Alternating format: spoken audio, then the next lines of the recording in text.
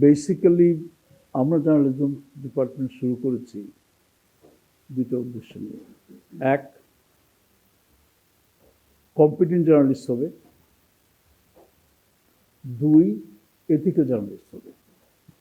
জার্নালিজমে like সমাজের সব লেভেলে আমাদের এথিক্সটা একটা সমস্যা হয়ে দাঁড়াচ্ছে এবং সেটা জার্নালিজমে আস্তে আস্তে ক্রিপিং করতেছে মনে হয়। এই দুই কারণে আমরা মনে করলাম যে আমরা will not go for numbers.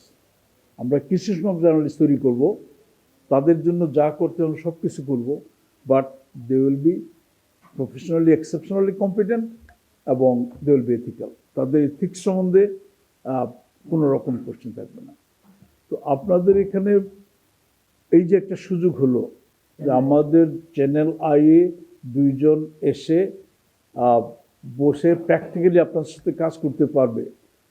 We consider channel I as one of the absolute top TV channels in Bangladesh. আমি আপনাদের প্রোগ্রাম 2016 সালে দেশে ফেরত আসার পর থেকে রেগুলার ফলো করি। উন্নয়ন সাংবাদিকতা এইটা দেশে খুবই প্রয়োজন এবং ওরি বাবা তো what he has done as a journalist to Bangladesh, development of agriculture in Bangladesh. বাংলাদেশে একটা সেক্টর সবচেয়ে বেশি উন্নতি করেছে, সেটা এগ্রিকালচার।